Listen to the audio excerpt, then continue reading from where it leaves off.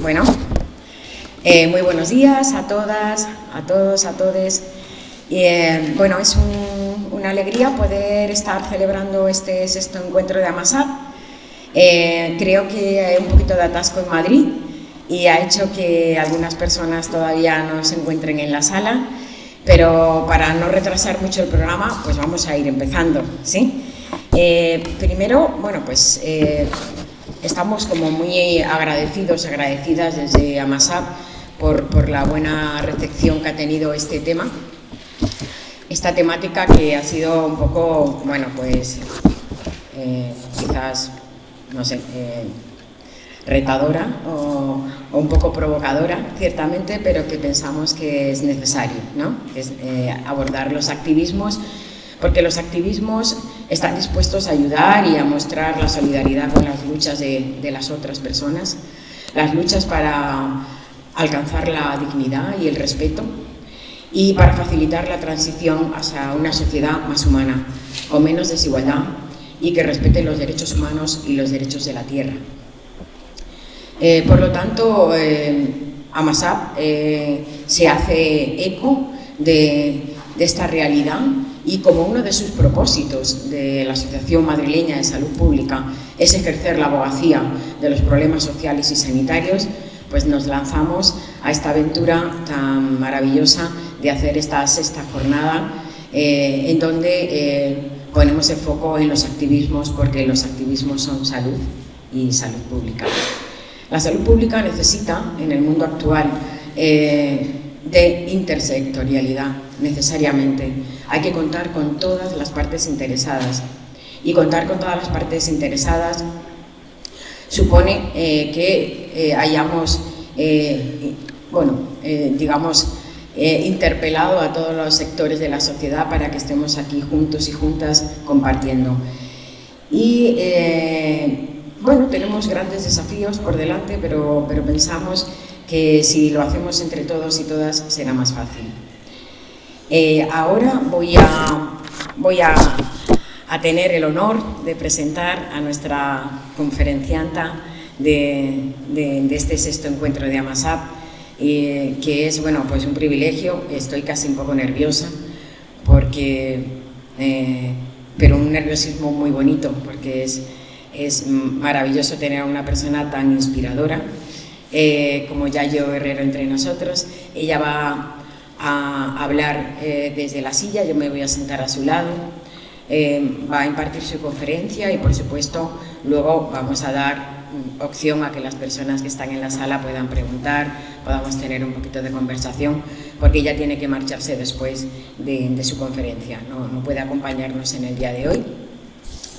Y sí que para hacer esa presentación prefiero llamar a Yayo, que nos sentemos juntas y decir unas palabras de ella.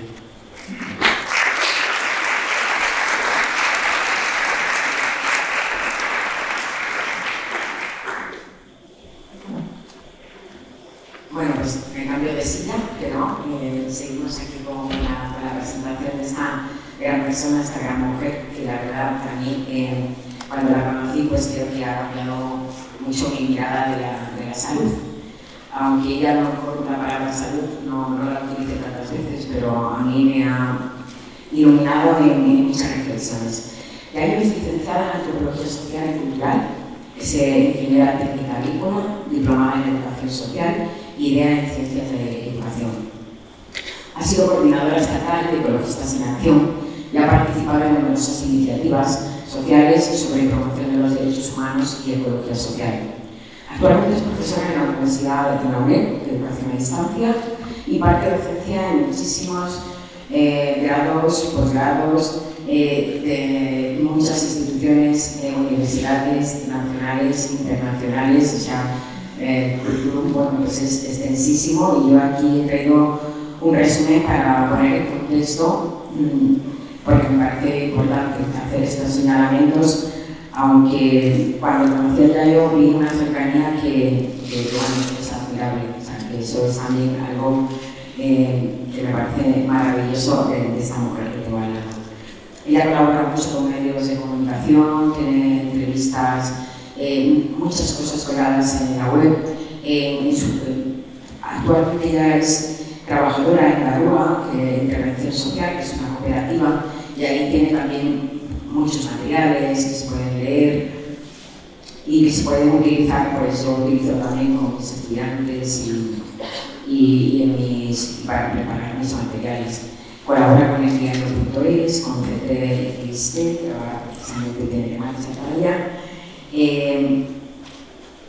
Es consultora interna de la Fundación Internacional para Iberoamérica de Políticas Públicas sobre la acción de empoderamiento climático en el marco del proyecto Euroclima. Y ahí también ha desarrollado la investigación de la acción para el empoderamiento climático y también, digamos, ha generado publicaciones y documentos en base a este proyecto de empoderamiento climático. Tiene 6 libros, muchísimas publicaciones y para mí, como digo, es alguien que me da también la fuerza, que creo que es muy importante, porque a veces nos sentimos un poco aletargadas, ¿no? Para tomar acciones. Y recientemente, preparando estas palabras, veía unas declaraciones suyas en un medio del norte que se llama Faradio, ¿no? El viernes pasado, justo. Y aunque hoy no se hable de eso, pero a mí me parece que siempre tiene palabras para que nos sigamos pensando que las cosas pueden cambiar, pueden ser mejor. Decía: considerar chivo expiatorio de cualquier crisis a las personas migrantes evidencia el racismo estructural de la sociedad capitalista. Y lo que hay que saber es dónde debemos estar.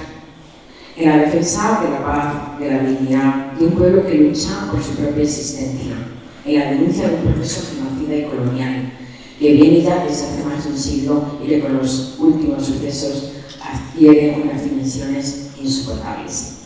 Gracias, Yayo, por tanta compromiso. Y aquí me quedo a tu lado, apago este micrófono, ¿o te lo doy? Sí, ¿prefieres este? No quieres el otro, ¿sí? Vale, y aquí, pues, para seguir aprendiendo.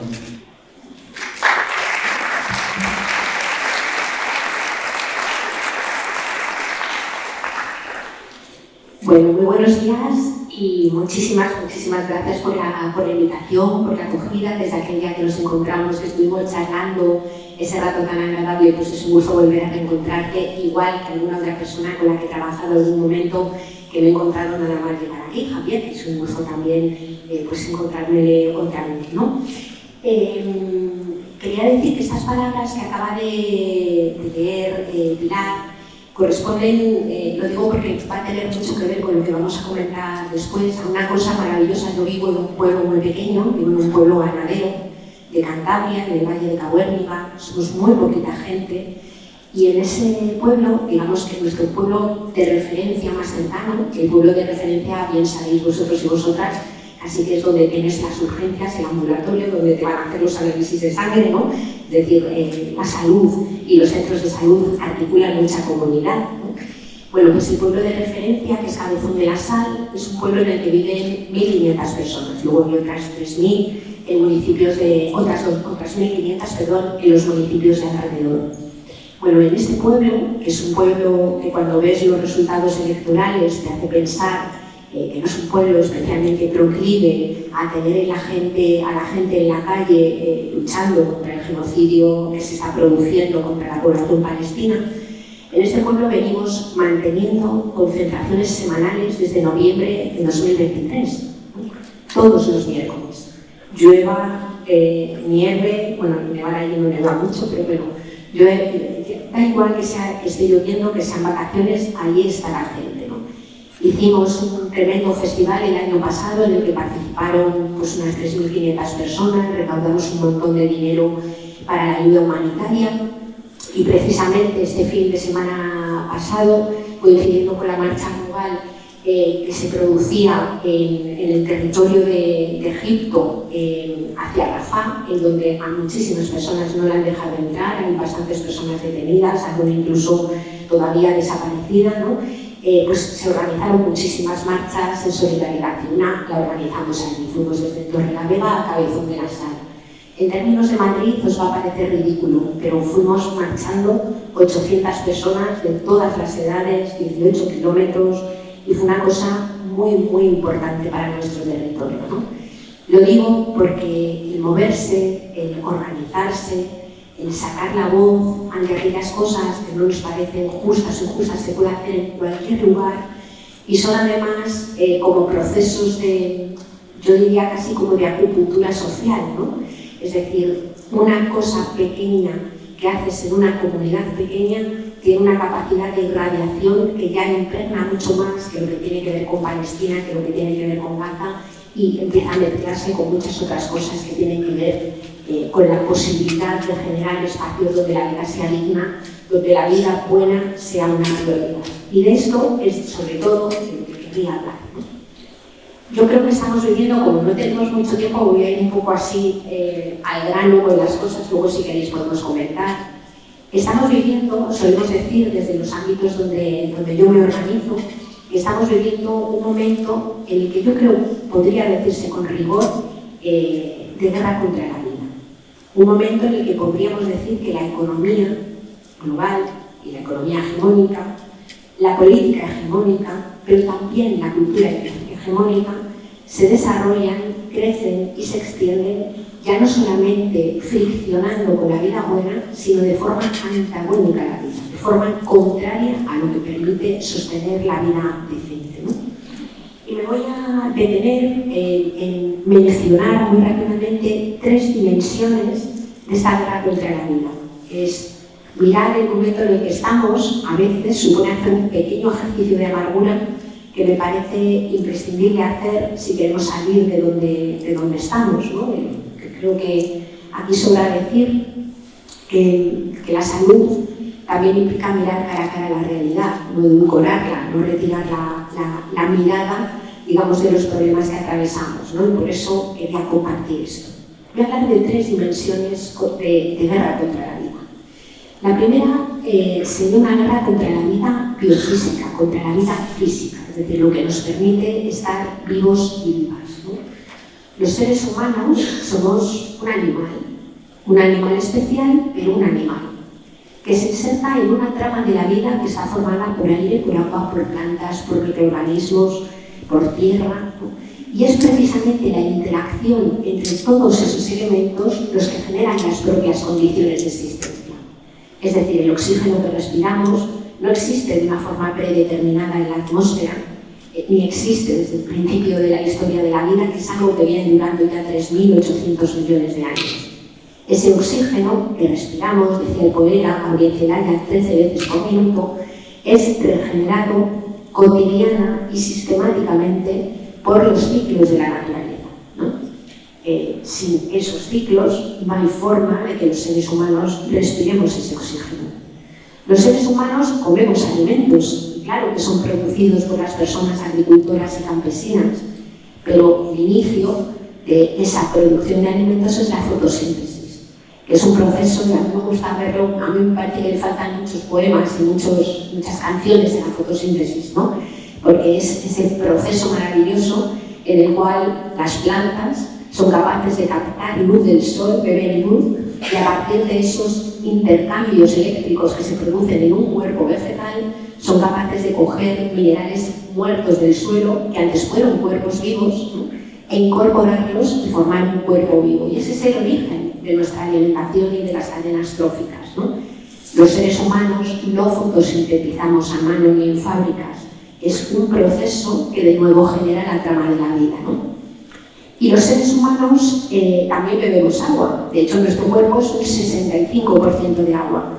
No hay nada de lo que hagamos que no necesite agua, y vuelve a ser fruto de un proceso, de un ciclo natural en el que vuelven a intervenir las plantas, los animales, las nubes, el agua, el sol. Y los seres humanos necesitamos, por ejemplo, energía. La que me ha permitido llegar aquí, la que nos tiene iluminados, la que puede hacer que funcione esto, la que sirve para fabricar casi cualquier cosa que utilizamos.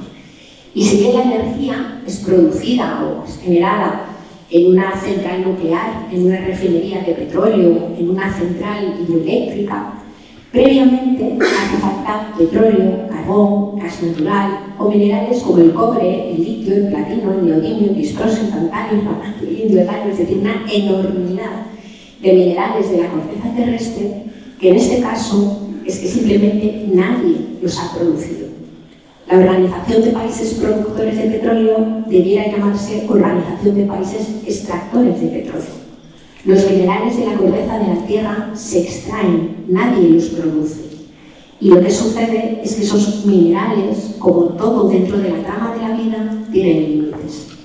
Hay límites en aquello que llamamos no renovable, que pueden ser extraídos de la Tierra simplemente, iba a decir metafóricamente, hasta que se agotan, en realidad no se agotarán nunca, más bien habría que decir hasta que ya no sea posible o rentable, ni económica ni energéticamente su extracción.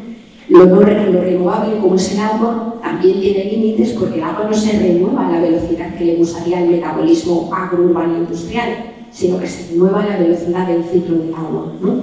Y hay límites en lo que llamamos sumideros del planeta, que son los procesos naturales que permiten que se degraden todos esos residuos que genera la actividad humana y no humana, que normalmente vuelven a formar parte de los ciclos de la vida.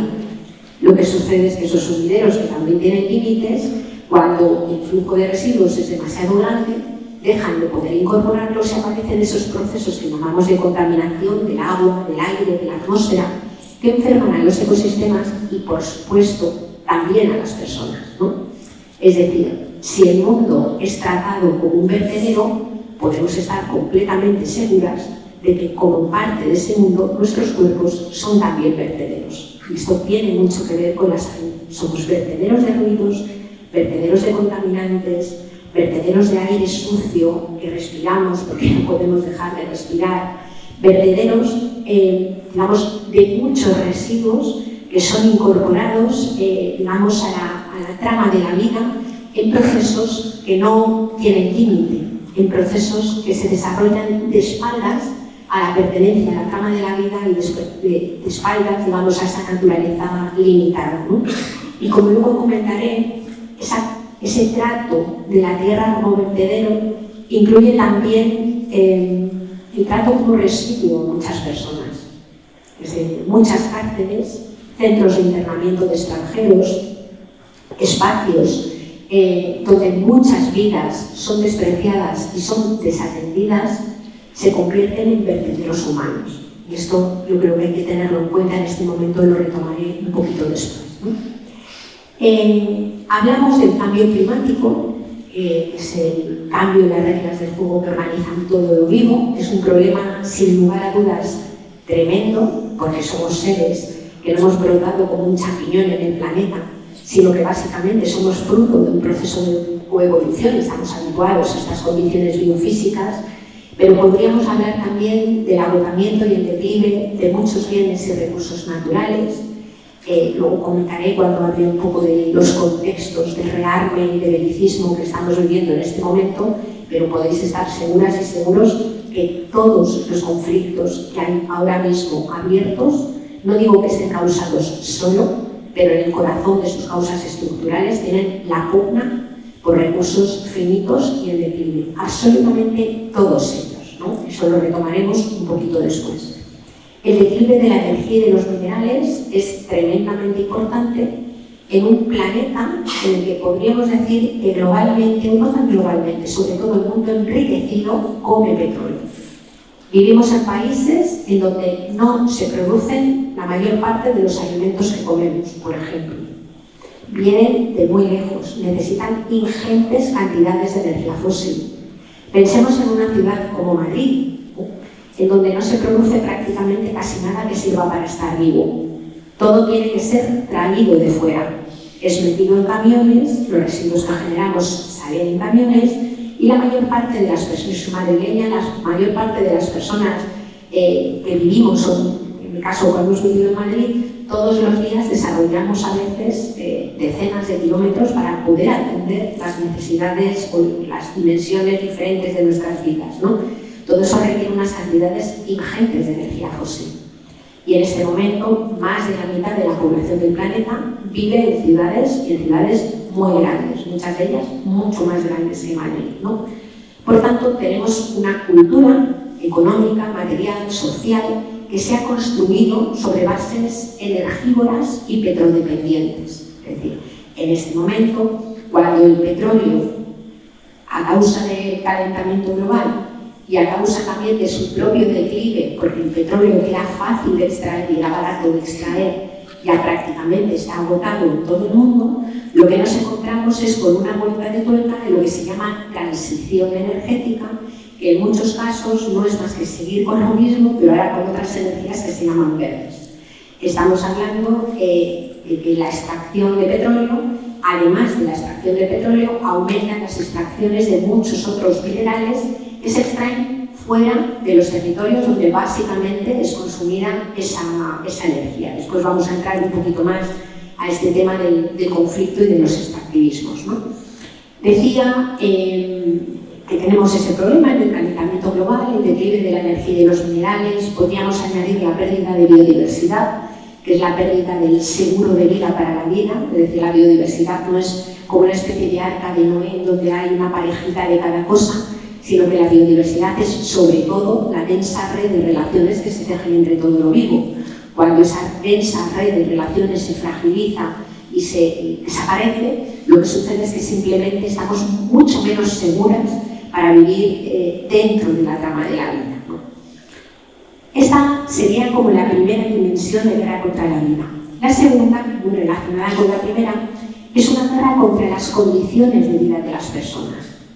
Hablamos de la precariedad, hablamos del empobrecimiento, hablamos de la dificultad en el acceso a todo aquello que permite satisfacer las necesidades humanas que no son solamente las de subsistencia directa, sino que son también necesidades de afecto, necesidades de intervención o de participación en el entorno en el que estamos, son necesidades de identidad, necesidades de sentido de pertenencia, es decir, todo aquello que hace que las personas básicamente podamos desarrollar vidas, yo diría vidas que merecen la pena y la alegría de ser vividas, no cualquier tipo de vidas, ¿no? Sabiendo que obviamente nada más cada persona es la que tiene que decir si merece o no la pena ser vivida la vida que vive, ¿no? Pero nos encontramos en un momento, si miramos en términos de relaciones norte-sur, las desigualdades son atroces, ¿no? No solamente en términos monetarios, sino también en términos físicos. Es decir, si miramos, por ejemplo, a nivel de uso de energía y de recursos, los datos nos dicen que si la población del planeta, más de 8.200 millones de personas, vivieran materialmente, me refiero a energía, materiales, vivieran como la media de una persona de las que viven en España, necesitaríamos casi 3 planetas. Como la media de una persona noruega, 4 planetas. Como la media de una persona danesa, 5. Como la media de una persona de los Estados Unidos, casi 6. Como la media de una persona de Kuwait, harían falta 11 planetas. Tenemos 1 y parcialmente agotado. Lo cual nos lleva de una forma bastante sencilla a afirmar que los estilos de vida materiales del mundo enriquecido, y estamos hablando de medias, que es esa cosa perversa que dice que si tú tienes 100 y yo tengo 0, las dos tenemos 50, ¿no? Pero incluso en términos de medias,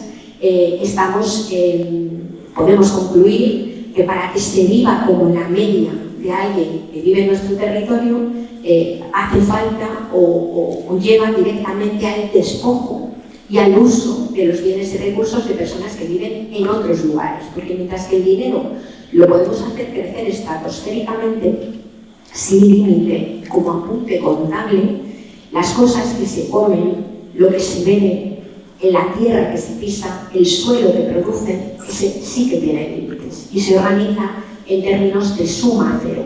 Lo que unos tienen de más, otros directamente lo tienen de menos o no lo tienen, ¿no?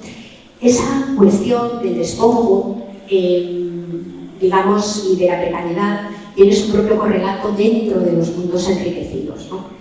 En 2020, justamente antes del estallido del momento peor de la pandemia, cuando todavía no estábamos confinados, en enero, Philip Alston, que es el relator sobre pobreza extrema de Naciones Unidas, hizo su visita, estas visitas periódicas que hacen al Estado español, ¿no? La conclusión de Philip Alston fue que el 15% de la población en España vivía en condiciones de pobreza extrema, dijo textualmente en su informe, peor que en cualquier campo de refugiados. Se estaba refiriendo a la gente de algunas periferias urbanas, pero también a jornaleros y jornaleras del campo, por ejemplo, ¿no? Y decía que prácticamente un 35% vivía en condiciones de pobreza estructural. Y cuando analizaban o se desgajaban los informes de FOESA, por ejemplo, en los DOCSFAM, se trataba de profundizar o de masticar un poco más esos datos de precariedad y pobreza. Lo que veíamos es que ya no solamente aquella gente que siempre hemos llamado excluida, sino que nos encontrábamos también a personas que tienen un empleo pero no llegan a final de mes. Es decir, personas que teniendo un trabajo no pueden pagar la casa, tienen miedo a perderla, tienen que vivir, sobre todo las personas más jóvenes, en pisos compartidos con gente que no conocen, quieran o no, vivir en un piso compartido puede ser maravilloso si es tu opción, pero si no te queda más remedio, no lo es, ¿no? O no pueden decidir maternidades o maternidades deseadas cuando quieren, ¿no? Es decir, no tienes la posibilidad de poder desarrollar proyectos vitales propios, ¿no? Yo he tenido ocasión, bueno, vosotras y vosotros quienes estéis en consultas médicas lo habréis visto 1000 veces, ¿no? Gente agobiada, he visto gente que lleva a despensas solidarias y le dice que no le pongas garbanzos porque le han cortado la luz y no los va a poder cocer. He visto a personas bueno, que no pueden poner la calefacción si tienen frío, a personas que viven con el miedo permanente a quedarse sin casa o a no tenerla nunca, ¿no?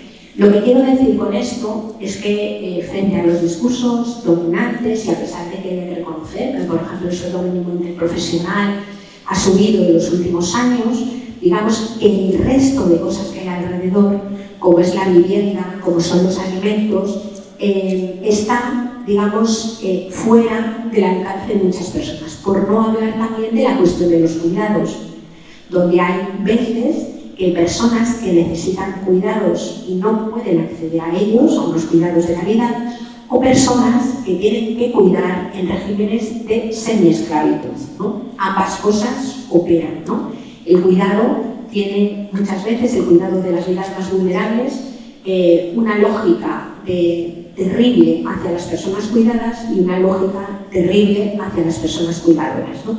En todos estos ámbitos hay activismos, desde luego los movimientos en defensa de la salud pública están siendo muy fuertes, pero por ejemplo en el País Vasco la movilización que mantuvieron las trabajadoras de las residencias fue una cosa impresionante. Estuvieron 1 año y medio en huelga gracias a una caja de resistencia tremenda que les permitió mantener la huelga, ¿no? Y gracias también a una cosa, yo creo que tremendamente inteligente, que luego al final entraré un poco en esto porque me parece que es una cuestión clave, ¿no? Una cosa muy inteligente y muy lógica, ¿no? Y es que cuando todas estas mujeres se organizaron para reclamar condiciones laborales amplias, digamos dignas, su principal alianza fueron las y los residentes y las y los familiares de los residentes. Es decir, lo que hicieron fue trabajar con aquellas personas que eran directamente las destinatarias de sus trabajos con una lógica aplastante.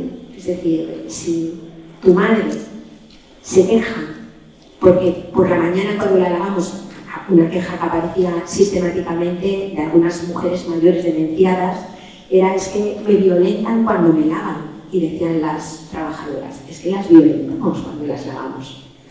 Porque cuando tienes que ir levantando un montón de señoras y la señora no se quiere lavar, tú le terminas haciendo las piernas de cualquier manera para poderle pasar la esponja, ¿no? Es imposible prestar un cuidado que respete los cuerpos y respete las dignidades de las vidas si las personas que realizan esos trabajos no tienen los tiempos para poder hacerlos, ni están descansadas, ni van sin miedo a que la ley de extranjería les deje fuera de las posibilidades de renovar sus permisos y demás, ¿no? Es decir, que el activismo, en este caso sindical, se organizaron con ELA, que es el sindicato, uno de los sindicatos de la mayoría sindical vasca, ¿no?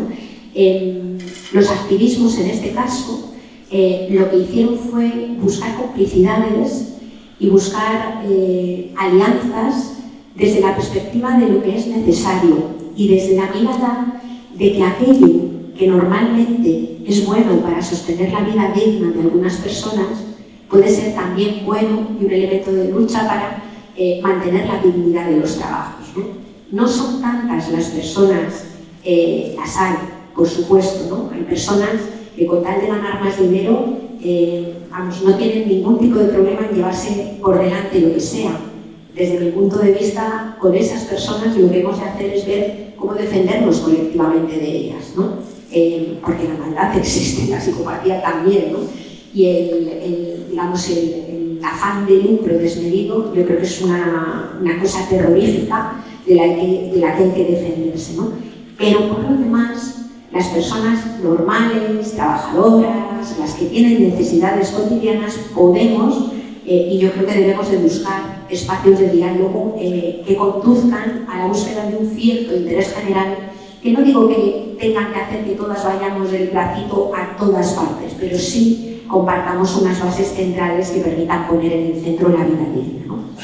En esta guerra contra las condiciones de vida de las personas no quiero dejar de nombrar la cuestión de las migraciones forzosas, ¿no?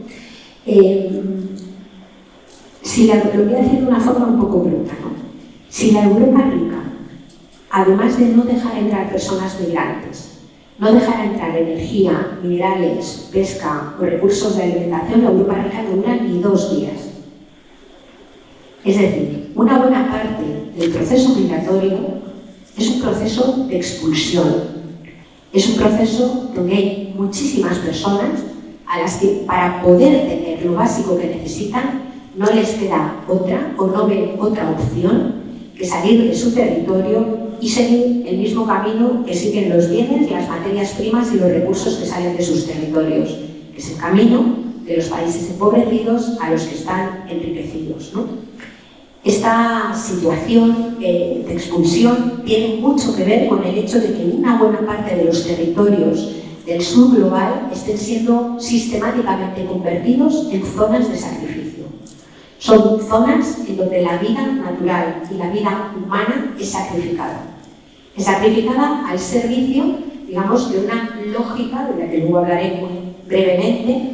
Es una lógica de crecimiento económico desvinculado de las necesidades humanas, que se lleva por delante lo que sea, ¿no? Este proceso de migración forzosa es un proceso que está siendo tratado como si en lugar de un problema político, como si en lugar de un problema de redistribución, como si en lugar de un problema colonial que no ha cesado desde los tiempos de la colonia, se tratara de una especie de amenaza. Es decir, se trata a las personas migrantes como si fueran un problema de seguridad para los mundos, digamos, atrincherados y enriquecidos, y no un problema político, un problema de derechos humanos, un problema básicamente de justicia, ¿no? Lo estamos viendo con los decretos firmados tan performativamente de Donald Trump, que tiene que cazar al día, ha prometido cazar 3.000 personas migrantes y expulsarlas, como sea, ¿no? Pero ahí que se identifican, bueno, yo creo que se identifican bastante mejor, y sobre todo en espacios donde hay gente reflexiva que tiene cierto compromiso social. Sin embargo, no es tan fácil ver el papel que está jugando, por ejemplo, la Unión Europea, no es tan fácil nombrarlo, que es, perdonadme, exactamente el mismo, ¿no? La Unión Europea, con toda su retórica de los derechos humanos, está haciendo atrocidades en las fronteras, está pagando a otros países para que sean los que hacen el trabajo sucio, y lo que se está produciendo es una cosa absolutamente brutal, deshumanizadora, que salta por encima de todo el marco de valores que con tanta frecuencia se exhibe y se saca pecho ante ellos, ¿no? Y el último elemento al que me quería referir en esta guerra contra las condiciones de vida de las personas es al tema de la guerra, ¿no? Guerras formales y no formales. Llamo guerras formales a las que un ejército, como por ejemplo el de Rusia, invade otro país, como es por ejemplo el de Ucrania, con los resultados terroríficos que estamos viendo, ¿no? Y llamo guerras no formales a las que desatan algunas empresas de corte transnacional aliadas con empresas nacionales cuando llegan a un territorio para extraer hasta el último grano de riqueza que se pueda poner al servicio del modelo global de crecimiento, ¿no? Estoy hablando, por ejemplo, de muchas empresas, algunas de ellas cotizan en el IBEX 35, es decir, si es que se puede decir que las empresas transnacionales son de algún país, serían empresas españolas, ¿no?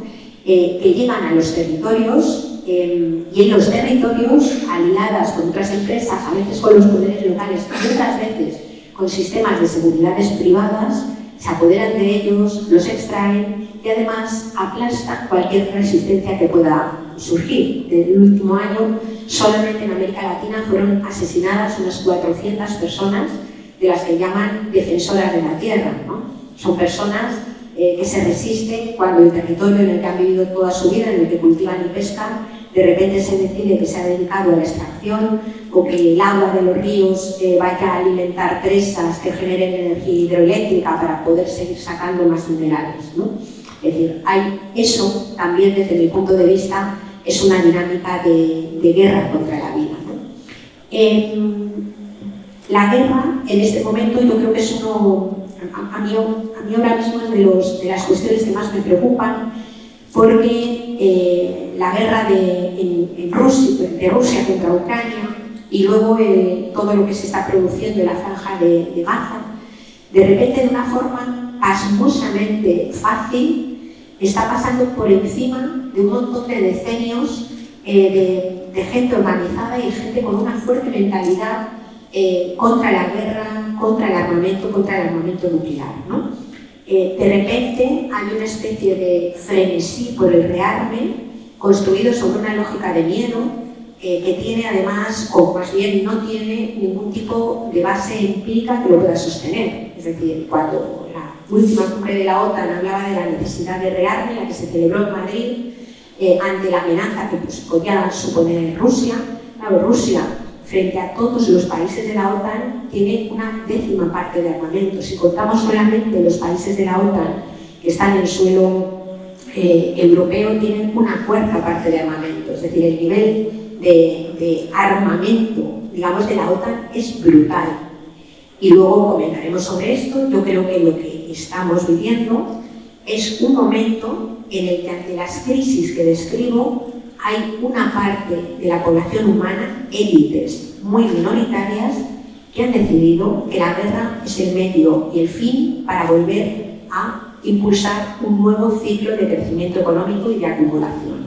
Es decir, lo que estamos viendo es la respuesta distópica ante una crisis ecosocial que todo el mundo niega, pero está ahí. No es casual que Donald Trump se reúna con Zelensky y la moneda de cambio sea en la mitad de los minerales de Ucrania, o que quiera los minerales de Groenlandia o el agua de Canadá, o que de repente, siguiendo la lógica colonial más clásica, que empezaba por cambiar el nombre a los territorios, se pelee y consiga que Google llame al Golfo de México Golfo de América, ¿no? Es decir, lo que estamos viendo es el inicio de la respuesta distópica a la crisis ecosocial. Una crisis que se niega porque para que el tema funcione hay que buscar otras causas, porque si la causa que señalamos es la voracidad de determinadas élites capitalistas, algunas de las cuales bastante, diría yo, en esta alianza peculiar que se está produciendo entre Silicon Valley y los grandes capitales, ¿no? Algunas de las cuales, diría yo, como para hacérselo mirar. Estamos hablando de un Peter Thiel que quiere ser eternamente joven y que está creando una startup para inyectarse sangre adolescente para ver si consigue mantener la juventud, o de un Elon Musk que promete que la solución de todos los problemas será migrar a Marte. Dice, migraremos a Marte, dice, 1 millón de personas podrá vivir en Marte. Somos 8.200 millones de personas. Aunque esa fricada fuera posible, que no lo es, nos encontraríamos de repente con que es 1 millón de personas entre 8.200.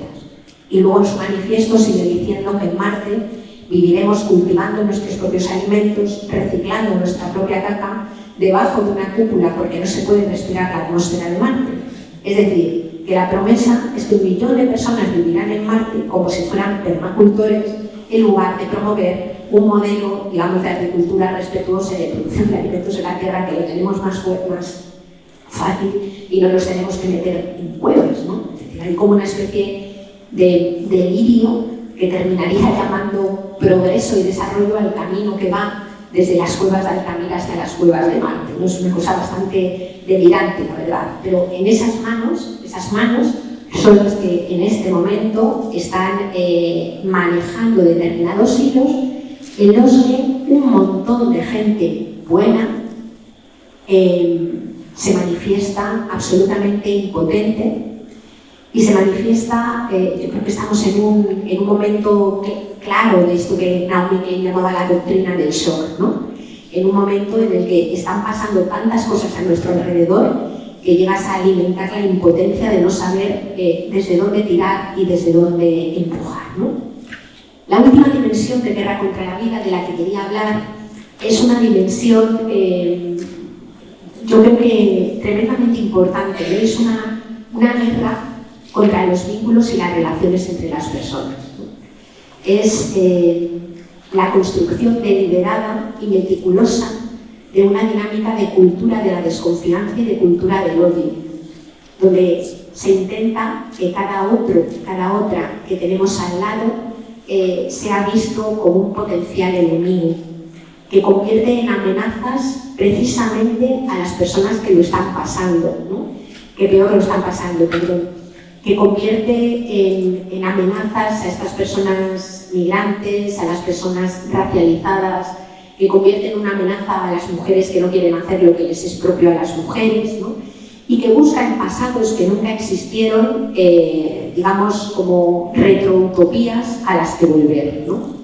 Estamos hablando de personas que alimentan ideas de volver a pasados en donde la vida ni pesaba, ni costaba, ni dolía, donde no existía el desempleo, donde todo el mundo tenía casa, donde no había tensiones, digamos, por la emancipación de las mujeres, ni las personas racializadas se atrevían a plantear cosas que tienen que ver con las dignidades de sus vidas. Se intenta reconstituir una idea de nuestra historia como una historia ganada a pulso por mérito y no como un proceso brutalmente colonial del cual no nos podemos desprender y no podemos dejar de mirar, sino para entender dónde estamos y lo que somos, ¿no? Esa guerra contra los vínculos y las relaciones, que también tiene una pata importante aposentada sobre el hecho de que el cuidado de la vida, el cuidado de las personas directo, haya sido una cosa tan absolutamente invisibilizada y una cosa tan absolutamente despreciada, ¿no? Si algo tiene la cultura patriarcal es que liga violencia y cuidados, es que liga el dominio y el control con el mantenimiento de la vida, y eso es una cosa brutalmente perversa que es necesario trabajar y que es necesario deconstruir, ¿no? En este marco, las personas sufren. Hicimos un trabajo hace muy poquito, una investigación en un montón de talleres y por un montón de espacios, y cuando compartíamos diagnósticos y les decíamos a las personas que los aterrizaran en el cuerpo, las palabras más repetidas eran agobio, tristeza, miedo, impotencia, incertidumbre, agotamiento, no puedo con la vida. Y estamos hablando de que en la mayor parte de esos espacios eran personas más o menos organizadas, ¿no? Es decir, la gente no está bien, no está bien. Y lo que tenemos es, en mi opinión, una política institucional que pivota entre la cultura del odio más extrema y entre la presentación de unos futuros edulcorados que niegan los problemas estructurales. Y de ahí no hay forma, dejándonos al márgenes de dinámicas absolutamente devastadoras de corrupción o demás, ¿no? Pero de ahí no hay forma de salir, de esa polarización. Por tanto, desde nuestro punto de vista, la clave está en plantearnos digamos, una reconstrucción de la vida en común que decimos nosotras ha de estar apoyada en lo que llamamos el enfoque de la sostenibilidad de la vida, que es el reconocimiento de la vida humana como radicalmente codependiente, es decir, no hay vida humana posible sin naturaleza, no hay tecnología sin naturaleza, no hay economía sin eso que llamamos naturaleza, y por otro lado el reconocimiento de cada vida humana como una vida vulnerable, y que la vida humana sea vulnerable quiere decir que es una vida necesitada de alimentos, necesitada de agua, necesitada de vivienda, necesitada de afectos, necesitada de cuidados, necesitada de tiempo de calidad. Cuando esas necesidades no están cubiertas, la vida humana o no se sostiene físicamente o es una vida precaria. La clave, por tanto, está en reorganizar la vida en común, decimos poniendo la vida en el centro, y el poner la vida en el centro a veces se convierte en un eslogan que no quiere decir nada, que yo lo he oído utilizado hasta la Patricia Botín, ¿no? Poner la vida en el centro quiere decir garantizar condiciones de vida dignas, materiales y no materiales para todas y cada una de las personas, desde la consciencia de que hemos de hacerlo en un planeta que tiene sus límites superados, que está en plena contracción material, que compartimos con el resto del mundo vivo y que además debiéramos conservar para las generaciones que vienen después. Esto quiere decir que lo que desde la ecología política llamamos de crecimiento no es un proyecto político o una propuesta ética. El decrecimiento es el contexto material en el que sí o sí se va a dar la vida en común. Queramos o no queramos, globalmente vamos a vivir con menos energía, menos materiales, menos recursos de la tierra. No por compromiso ético, sino porque simplemente se han dilapidado. Por tanto, la clave es cómo hacerlo. El mercado lo tiene claro. Si tú tienes dinero para pagar, tienes lo que deseas, y si no tienes dinero, te quedas aunque si lo que te quede sea la vivienda o el alimento. Las élites, esto que Naomi Klein llama los fascismos del fin de los tiempos, también lo tienen claro. Hay un pequeño sector que, protegido por el poder económico, político y militar, tiene derecho a hacer lo que le dé la gana y a tener lo que quiera, mientras cada vez más gente va quedando fuera y en los márgenes de la vida. Y está nuestra propuesta. Nuestra propuesta es reconstruir la vida en común desde los principios de suficiencia, es decir, garantizando que todo el mundo tenga lo suficiente, pero también que la gente no tenga mucho más de lo que le corresponde, de lo que es de su macero, me refiero. A mí me daría igual que hubiera mucha gente como el tío Gelito, que tuviera metidos montones de billetes debajo de sus almohadas mientras no se lo gastara. El problema del dinero es ese. El problema del dinero es que la gente que tiene mucho más dinero del que le corresponde se lo gasta. Y se lo gasta en cosas que sí que tienen límites físicos. Almacenar dinero no sería un problema. El problema es que el dinero otorga capacidad de compra sobre cosas que tienen límites, como son los tiempos de las personas y como son los bienes de la tierra, ¿no? Por tanto, la suficiencia es un derecho y una obligación. Es el derecho a tener lo suficiente para tener una vida digna y es la obligación de no tener mucho más de lo necesario para que otras personas simplemente puedan tener. El segundo principio tiene que ver con la redistribución. No estoy hablando de alguien que autoritariamente redistribuya, sino sociedades que se organicen para poder redistribuir. Y por último, el cuidado y la sostenibilidad de la vida como principio político. Puede parecer muy naif, pero no lo es. Cuando nos hemos metido a hacer las propuestas concretas, os aseguro que salen lógicas muy diferentes cuando nos preguntamos cómo sería la ley de vivienda, una ley de extranjería, la fiscalidad, la salud pública, la educación, si el propósito, si su objetivo fuera la garantía de condiciones de vida dignas para todas las personas.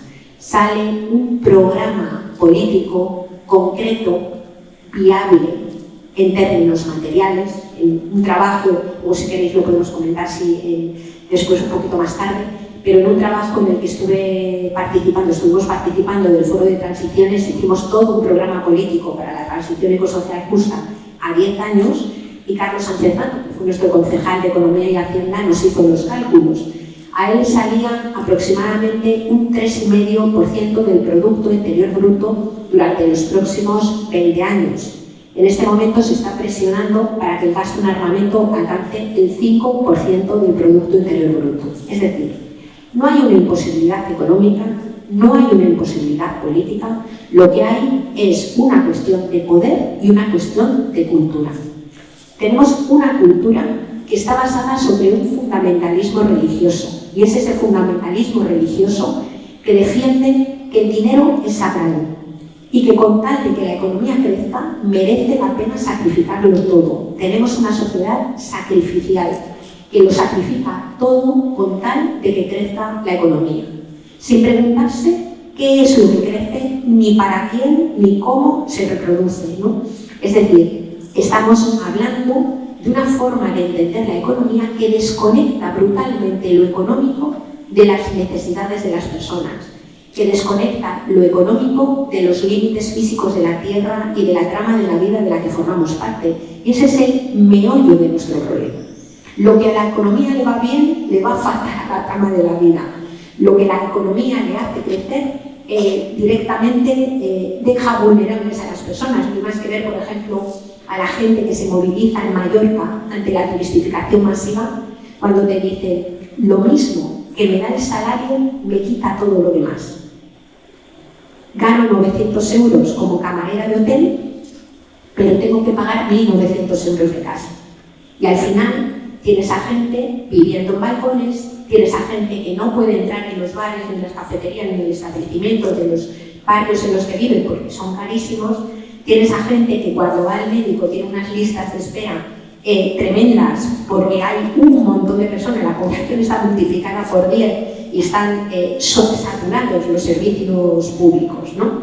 Es decir, cuando miramos solo desde la vara de medir del dinero, resulta que en este momento lo que lo está haciendo crecer nos va dejando cada vez más desprovistos. Primero a la gente más empobrecida, porque hay una interseccionalidad muy fuerte en el empobrecimiento, en función del género, en función de que sea solo una persona racializada, en función también de la edad, en función del capacitismo, ¿no?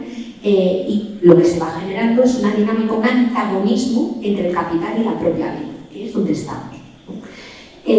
Así las cosas, y sabiendo que tenemos propuesta, sabiendo que podríamos hacer las cosas de otra manera, los activismos son clave, absolutamente clave, ¿no? En primer lugar, porque yo creo, a mí no me da igual quién gobierne, me importa mucho. Es decir, que no hablo desde estas personas que dicen paso de la institución. Yo no paso para nada, ¿no? Pero lo que sí he aprendido, sobre todo en los últimos ciclos políticos, es que todo lo que no esté previamente ganado en la calle, cuando digo ganado no digo el 90%, todo lo que no tenga una cierta masa crítica de gente que quiera defenderlo, no se va a hacer en ninguna institución. Yo he tenido ocasión de hablar con muchas personas que han llegado al Parlamento o que han llegado a cargos y te decían, no, esto si no le importa a la gente, si no lo habla a la gente, nosotros no lo tocamos porque tenemos que transversalizar la política. Por tanto, yo tengo claro que todo aquello que nos preocupa ha de ser ganado previamente culturalmente en otros espacios, y por eso el activismo es clave. Y el activismo es desenmascarar las falsas soluciones, el activismo es la denuncia, pero el activismo también es la reconstrucción y la puesta en marcha de iniciativas que puedan mostrarse como laboratorios de experiencia. Hay activismo en la economía social y solidaria, hay activismo en muchos centros de salud de barrio, hay activismos en muchas escuelas públicas y en algunas no públicas también. Hay activismos en los trabajos contra la soledad no deseada, barriales. Hay activismos en los espacios rurales en donde hay muchísimas necesidades que pasan desapercibidas, ¿no? Es decir, el activismo tiene una pata puesta en la reconstrucción y en la prefiguración del mundo tal y como lo queremos, y la otra pata puesta también en la denuncia, ¿no? Creo que estamos en un momento donde el mayor riesgo es que la gente buena, es que la gente que mira todas estas cosas y se preocupa por ellas, esté quieta. Y estar quieto no quiere decir, o no estar quieto, mejor dicho, no quiere decir que tengamos que estar en la calle tirando cosas todo el rato. Pero yo creo que son momentos para no estar solos. Son momentos en donde necesitamos estar organizadas y organizados en lo que sea. Y establecer colaboraciones, decimos, público-comunitarias, ¿no? establecer las relaciones que no son solamente entre un alcalde y su sociedad organizada, sino esas asociaciones que siempre han existido entre las profes de un cole público, las familias, la comunidad educativa, conformando una especie de centro irradiador de bienestar y en una comunidad. Necesitamos construir cuantos más coágulos de vida comunitaria, mucho mejor. Porque van a venir cosas difíciles y no es lo mismo abordarlas desde ciertos rudimentos comunitarios construidos que no. La gente, cuando vienen cosas complicadas, se activa y responden muchas veces más favorablemente de lo que parece. La pandemia demostró con claridad y la gana en Valencia también. Yo tuve la oportunidad de estar en un cole, en un instituto en el que había estado antes, con los chicos y las chicas después, en Alacuás, y les preguntaba a los chicos y las chicas qué habían hecho y qué habían aprendido. Todos habían volcado a ayudar al vecindario. Lo que habían aprendido a mí me emocionaba. Dice, hemos aprendido que no tenemos solo vecinos, que tenemos una comunidad, que cuando los necesitan están ahí. Dice, y hemos aprendido que aunque nos digan que las personas jóvenes no queremos nada y que pasamos de todo y que si somos ultraconservadoras, cuando los necesitamos unos a otros estamos ahí y lo primero. Y a mí eso me parece que es un maravilloso aprendizaje, ¿no? Termino. Joanna Macy dice que la esperanza activa se consigue en 3 pasos, ¿no? El primero es mirar la realidad cara a cara, porque si no la miras cara a cara, siempre intentas salir de lugares que no existen. El segundo es tratar de proyectar horizontes que sean deseables y viables. Y el tercero es ponerse en marcha hacia ello. Y dice que la clave es lo tercero, ¿no? Ursula Le Guin decía al final de su vida que ella nunca había escrito las utopías que había escrito pensando en el futuro, sino que lo que hacía era escribir sobre presentes que le parecía que estaban inflamados como un tumor y cosas que existían en el presente que permitían atajarlos, ¿no? El futuro no existe, no existe. El futuro son las proyecciones que hacemos de los presentes que vemos. Y las distopías surgen porque nuestros presentes en muchos casos son monstruosos. Creo que el papel del activismo, y además central para construir una sociedad en la que se pueda estar sano, porque es imposible estar sano en un mundo enfermo, el papel del activismo consiste precisamente en sembrar, digamos, esos presentes que nos puedan servir para proyectar los futuros a los que queremos llegar, ¿no? Resuelve necesidades cotidianas hoy, pero nos permite seguir albergando la esperanza, que no es algo que nadie te tenga que dar. La esperanza, como dice Angela Davis, es una disciplina, es un modo de estar en el mundo y es un modo de estar en el mundo que construimos entre todas y todos. Muchas gracias.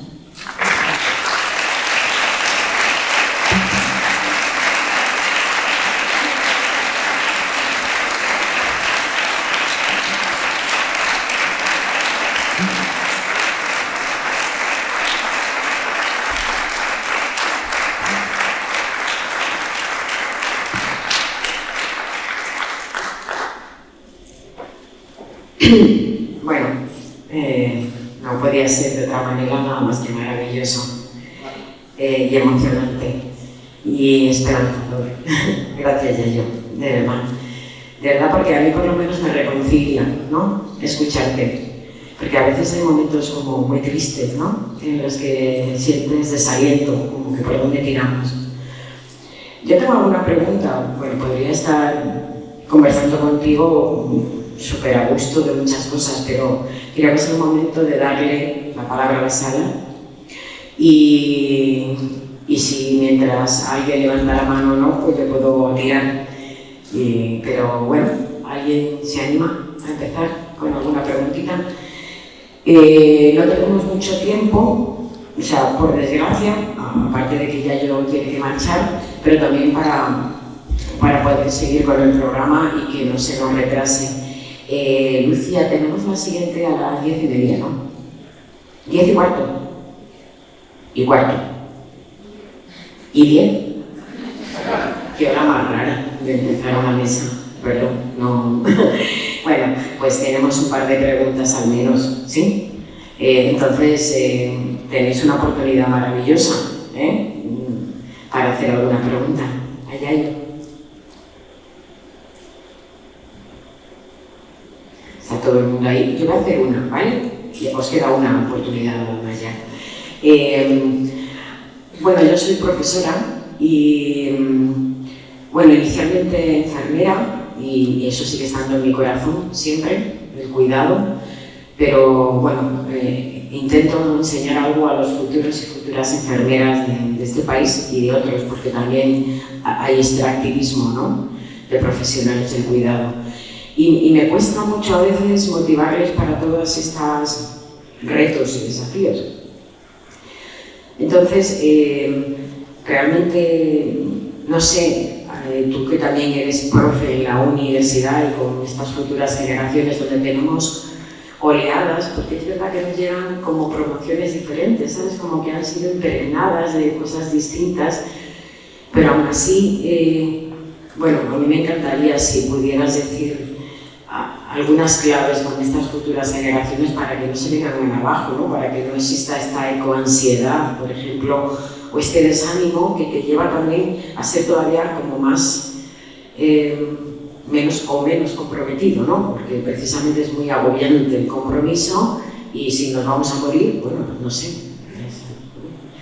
Así que por ahí que si alguna clave das sería maravilloso. A ver, yo lo que puedo compartir son cosas que tienen que ver con mi propia experiencia, o sea, nada de que sean claves así, o sea. A ver, yo creo, en primer lugar, yo creo que tenemos que quitar hay una especie de eclipse, ¿no?, que nos impide ver que muchas veces la gente que tenemos delante está mejor pertrechada, mejor preparada. Yo confío mucho en las personas, ¿no? Y estamos viviendo un momento de poca confianza en la gente. Yo este año he tenido ha sido la primera vez que he dado clase en un grado, ¿no? Me presenté a una plaza en Cantabria de profe asociada y estoy en magisterio, en educación. Tengo una asignatura que se llama Valores transversales para la educación y Agenda 2030, que el apellido es terrible en una comunidad donde hay montones de personas ganaderas que trabajan en el campo y con un trabajo sistemático en el que la Agenda 2030 se ha convertido en una especie de, como si fuera una especie de, no sé, como si fuera el libro rojo de Mao, prácticamente, ¿no? Entonces, no era fácil. Tenía un grupo de 100 alumnos y alumnas, 50 en cada uno de los grupos, y el primer día que entré, cuando vi como los adornos que llevaban puestos y los símbolos que llevaban puestos, dije, uff, esto va a ser horroroso, que 4 meses me esperan, ¿no? Y han sido 4 meses alucinantes, porque los chicos y las chicas son súper majos, ¿no?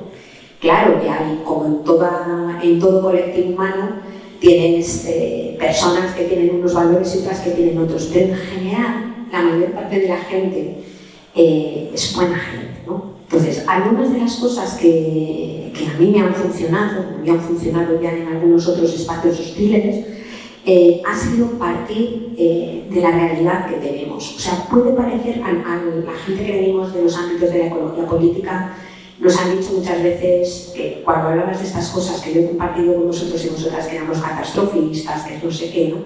Yo, en mi experiencia, que ya desde hace un montón de años, hablar de los problemas libera, porque la gente no es tonta y es muy consciente de muchas de las cosas que están pasando, aunque no les ponga nombre y no las ordene. Y como no son seres infantiles que no tengan capacidad de adueñarse de su propia vida, igual que la gente necesita conocer un diagnóstico sobre su propio cuerpo, viene muy bien ponerle nombre a los problemas. A los chicos y las chicas les alivió. Es más, sacamos un poco la lista que yo he hecho aquí de la Triple Guerra a partir de un mapa de miedos que ellos hicieron. Yo les dije, vamos a hacer el mapa de lo que os preocupa, de lo que os asusta. Y salió todo el repertorio de la crisis ecosocial, entera, ¿no? Y empezamos a trabajar a partir de lo que ellos y ellas habían planteado. Una segunda clave fue trabajar con algún tipo de escenario de futuro, ¿no? Yo les propuse hacer el ejercicio de que se imaginaran en 2040 y que dijeran qué querían ser y cómo querían ser, ¿no? Y claro, pues querían ser buenos maestros, unos querían poder vivir en su pueblo, querían haber podido viajar a algún sitio de vez en cuando, querían tener una casa, querían, algunas decían, me gustaría tener hijos, otras decían, me gustaría tener animales, me gustaría trabajar en la granja de mis padres. Nadie dijo, me gustaría tener 200 coches, o me gustaría, le tenían miedo a la inteligencia artificial. Lo que quiero decir, a mí me sirvió muchísimo para aprender a quererles en aquella primera fase, después de mi propio prejuicio, ¿no?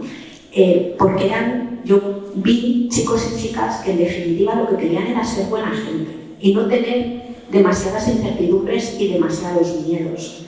Les da pavor la guerra, sobre todo a los chicos, a los varones, que han sido históricamente carne de cañón para la guerra. Les da pánico la guerra. Son chicos y chicas que tienen 18 años y tienen miedo a no poder tener casa, le tienen miedo al cambio climático, se sienten, digamos, completamente abandonadas. No lo explicitan así, ¿no? Pero al final acaba saliendo por las generaciones que supuestamente se tenían que haber ocupado de ellos y de que su futuro fuera. Entonces, trabajar desde la propia percepción aterrizada de los momentos que estamos viviendo, yo creo que es una clave estupenda, ¿no? Y respetar a las personas en cuanto a personas capaces de tomar el control con otras y otros de sus propias vidas también. Yo creo que es una buena clave, ¿no? Y en cuanto al tema de la ecoansiedad, que les preocupan todas estas cosas, el mayor estudio que hay sobre ecoansiedad que se utilizó, el que coordinó Carol Hickman, y entrevistaron a personas jóvenes y niños y niñas de todos los continentes, reflejaba una cosa que era muy significativa, ¿no? Y es que los niños y las niñas, las personas jóvenes, no le tenían tanto miedo al cambio climático como un ente flotante y abstracto que colgara por ahí, sino que a lo que le tenían pavor era que no se estuviera haciendo nada. Eso es lo que les causa angustia. Les causa angustia eso y les causa angustia y cierta sensación de indefensión el hecho de ver que las sociedades adultas que debieran estar poniendo remedio no lo hacen, ¿no? Entonces, Carol Hickman, ella viene del ámbito de la psicología social, decía que cuando te llega la gente joven con estos problemas, en lugar de atiborrarles ansiolíticos, decirles, mira, no te preocupes, piensa en cosas más positivas y tal, lo que hay que hacer es decirles, mira, tienes razón. Y lo que debemos hacer, organízate con otros y otras, ponle nombre, trabaja, porque cuando te pones en marcha a hacer cosas, no está garantizado que vayamos a tener éxito global. Pero lo que sí está garantizado es que algunos éxitos locales vamos a tener seguro. Y al final el cambio climático, la crisis energética, los problemas, no son problemas que estallan en la estratosfera como si estuvieran fuera de nosotros, sino que son problemas que aterrizan en territorios concretos. Las sequías se producen en territorios concretos, las olas de calor en territorios concretos, las contaminaciones, y en esos territorios concretos, claro que sí que podemos hacer muchas cosas. El colapso global, como una especie de estallido de algo abstracto, no existe.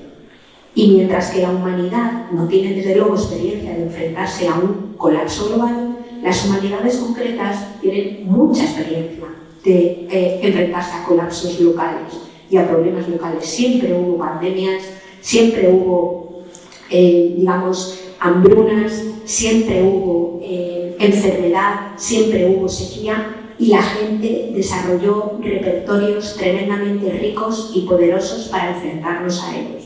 Y esto, cualquiera que estudie la sociología del desastre, ve como en todos los lugares, cuando las cosas han venido mal dadas, la gente se ha organizado para salir adelante.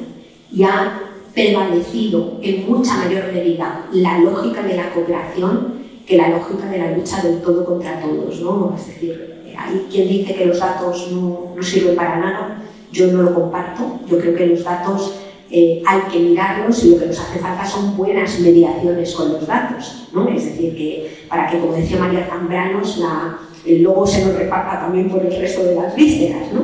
Pero vamos, yo creo que que trabajar sobre el momento y tratar de construir colectivamente con ellos y ellas, yo creo que va muy bien, ¿no? A mí por lo menos me funcionó. Bueno, a mí me has dado muchas claves y bueno, no podemos seguir, tenemos que cortar aquí. Una vez más, Yayo, muchísimas gracias y vamos a seguir la jornada de hoy. Gracias.